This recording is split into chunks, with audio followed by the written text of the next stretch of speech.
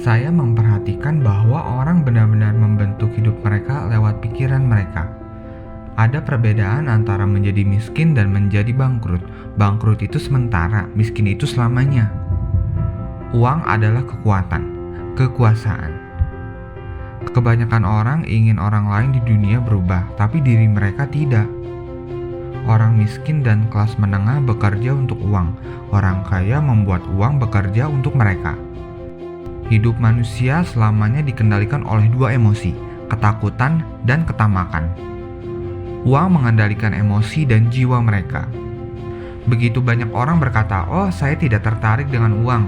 Tapi mereka bekerja di suatu tempat selama 8 jam setiap hari.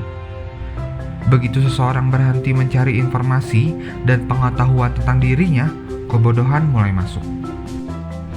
Bukan seberapa banyak uang yang Anda hasilkan, tapi seberapa banyak uang yang Anda simpan. Orang kaya membangun aset, orang miskin dan kelas menengah membangun liabilitas, tapi mereka mengira itu aset. Aset memasukkan uang ke kantong saya, liabilitas mengeluarkan uang dari kantong saya. Kalau Anda ingin kaya, habiskan hidup Anda dengan membeli aset. Kalau Anda ingin miskin atau menjadi kelas menengah, habiskan hidup Anda dengan membeli liabilitas. Uang yang lebih banyak jarang bisa menyelesaikan masalah keuangan seseorang. Kecerdasanlah yang memecahkan masalah. Takut adalah alasan utama orang berkata, "Bermain amanlah." Seseorang bisa sangat terdidik, sukses secara profesional, tapi buta keuangan. Aturan terpenting adalah mengetahui perbedaan antara aset dan liabilitas. Pusatkan upaya Anda untuk membeli aset yang mendatangkan penghasilan. Itulah cara terbaik untuk memulai perjalanan menjadi kaya. Pergumulan secara keuangan kerap kali merupakan hasil dari orang yang seumur hidup bekerja untuk orang lain. Mulailah mengurus bisnis Anda sendiri. Pertahankan pekerjaan Anda, tapi mulailah membeli aset real, bukan liabilitas atau harta pribadi yang tidak memiliki nilai real begitu berada di rumah Anda. Aset real terbagi menjadi beberapa kategori berbeda.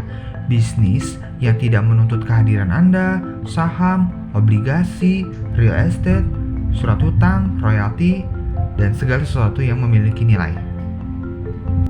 Membeli barang mewah secara kredit seringkali menyebabkan seseorang pada akhirnya membenci barang mewah itu karena utang yang ditimbulkannya menjadi beban keuangan.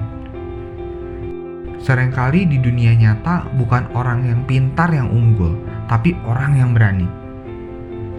Keberanian, bernyali, pintar, terampil, cerdik, gigih, ulet, dan lihai. Faktor-faktor ini akhirnya lebih banyak memutuskan masa depan seseorang daripada nilai akademisnya. Anda bisa memainkan cash flow classic di www.richdad.com dan mempelajari cara kerja uang. Kecerdasan keuangan disusun dari 4 keterampilan teknis utama, yaitu akuntansi, investasi, memahami pasar, dan hukum. Semakin besar kecerdasan keuangan Anda, semakin mudah mengatakan apakah suatu transaksi itu baik. Peluang besar tidak dilihat dengan mata Anda. Peluang besar dilihat dengan pikiran Anda. Para pemenang tidak takut kalah, namun pecundang takut kalah. Kegagalan adalah bagian dari proses keberhasilan. Orang yang menghindari kegagalan juga menghindari keberhasilan. Saksikan part 2-nya. Subscribe agar kami bantu Anda merubah diri menjadi lebih baik.